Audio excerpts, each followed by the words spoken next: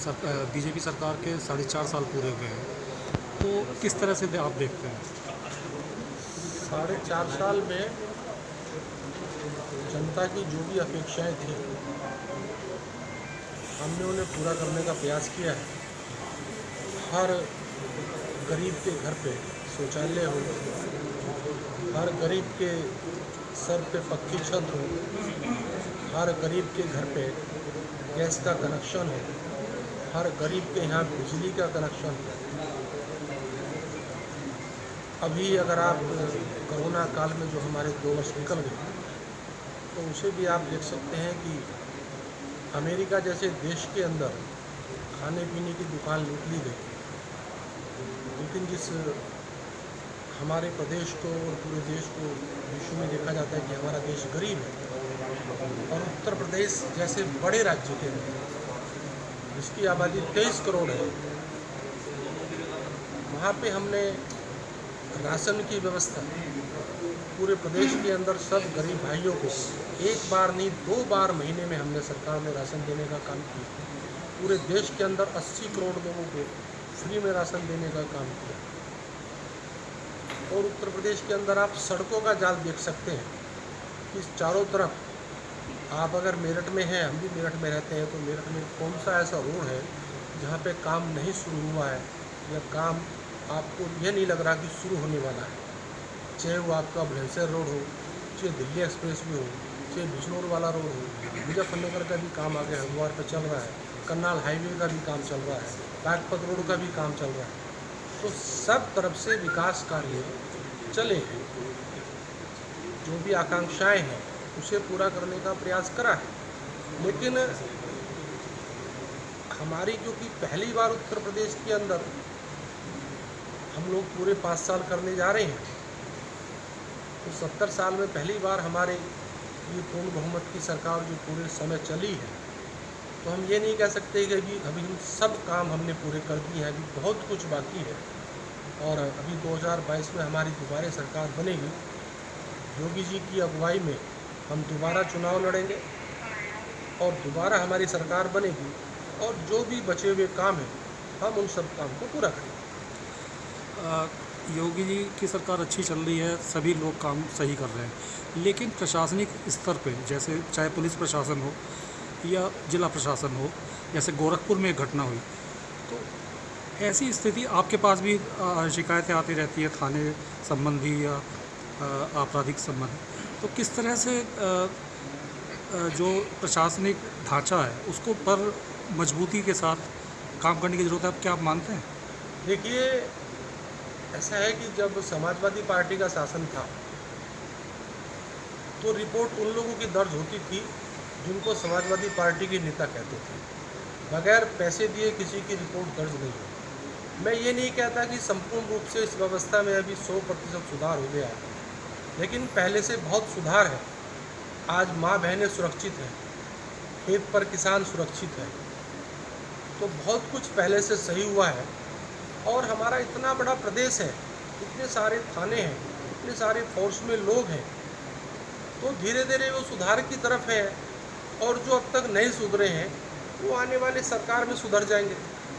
अभी हम कह सकते हैं कि जो हमारा ऊपरी लेयर है, अगर हम मेरठ में कमिश्नर की तरफ के लिए तो बहुत अच्छा काम कर रहे हैं, डीएम बहुत अच्छा काम कर रहे हैं, एसएसपी बहुत अच्छा काम कर रहे हैं, तो नगरायुक्त बहुत अच्छा काम कर रहे हैं सभी। लेकिन अगर हम आप कहेंगे कि नीचे तक का हिस्सा सारा का सारा सिस्टम एक साथ सही हो जाएगा, उसके लिए प्रयास कर रहे हैं। और जो हमने भ्रष्टाचार मुक्त का शासन देने का वादा किया था, हम उसकी तरफ अग्रसर हैं। उसके लिए पूरा प्रयास करा जा रहा है, और उसमें हमने 80% सफलता भी प्राप्त की। अब अधिकारियों के मन में डर है। अब अगर आप मेरठ की घटना लेंगे तो मेरठ से एक एसओ फरार है, तो अधिकारियों के मन में डर है कि अगर रिश्वत ली तो वो बख्शे नहीं जाएंगे। लेकिन अगर फिर भी कोई ऐसी घटना है तो उस पर संज्ञान लिया जाता है। हमारे यहाँ सबकी सुनवाई है, और मैं अपने लोगों के बारे में कह सकता हूँ कि भारतीय जनता पार्टी के सभी नेता और विधायक सब लोग ईमानदारी से काम करने का प्रयास कर रहे हैं और आगे भी करेंगे। अच्छा भाई साहब, एक कल घटना हुई है लखीमपुर खीरी में, तो इस पे आपका क्या नज़रिया है? देखिए, लखीमपुर खीरी घटना हुई है, घटना के लिए अफसोसजनक घटना है और मैं उस घटना पे अपना शोक भी व्यक्त करता हूँ और तुरंत मुख्यमंत्री जी ने उसमें संज्ञान लिया, अपना दौरा वापस करके वो लौटे हैं और वहाँ पर जो भी कार्रवाई है, जो भी दोषी है बख्शे नहीं जाएंगे, उनकी जांच होगी और सब लोग जेल जाएंगे। एक बार जब किसानों की समस्या चल रही है, किसान आंदोलन में बैठे हुए हैं दिल्ली में बॉर्डर पे, और वेस्ट यूपी क्योंकि किसानों से मतलब किसान जो है यहाँ पे भी है काफ़ी संख्या में, तो क्या आप मानते हैं कि वेस्ट यूपी का किसान को जो है सरकार, यूपी सरकार जो है वो मना पाएगी? देखिए, ये आंदोलन किसानों के नाम पे हो रहा है, लेकिन अगर आप दिल्ली बॉर्डर पर जाएंगे तो आपको दिखाई दे जाएगा ट्रॉली में या कितने किसान वहाँ बैठे हुए हैं। और अगर आप पश्चिम उत्तर प्रदेश की बात करते हैं तो पश्चिम उत्तर प्रदेश, हमारे यहाँ गन्ने की खेती अधिकतर लोग करते हैं और गन्ने पे हम पहले से ही मिलों के साथ कॉन्ट्रैक्ट फार्मिंग करते आ रहे हैं पिछले 40 साल से। हमारी जो कॉन्ट्रैक्ट होता है मिल के साथ वो हमारी फसल का है, न कि ज़मीन का। क्या आप एक उदाहरण आज तक कोई ऐसा बता सकते हैं कि किसी मिल ने किसी किसान की ज़मीन हड़प ली हो? जिस समय कोल्हू पे रेट ज़्यादा होता है, हमारे कितने ही लोग किसान मिल पर ना दे के अपना गन्ना कोल्हू पे बेच देते हैं, जिसमें कि उनका मिलों से कॉन्टैक्ट होता है, वो अपना कॉन्टैक्ट तोड़ देते हैं। लेकिन क्या आज तक मिल ने किसी किसान की ज़मीन हड़पी? नहीं हड़प सकती, क्योंकि ये जो कॉन्टैक्ट है ये फसल का है, न कि ज़मीन का। तो ये सिर्फ झूठी अफवाहें फैलाई जा रही हैं और किसान इस बात को समझ रहा है।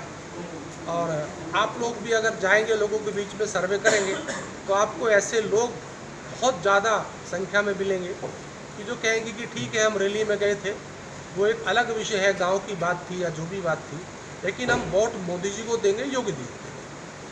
एक वजह 2022 मिशन की जो तैयारी है वो पार्टी स्तर पे किस तरह से की जा रही है तैयारी? पार्टी स्तर पे बूथ के कार्यक्रम चल रहे हैं, बूथ समितियां गठित हुई हैं, पन्ना प्रमुख बने हैं।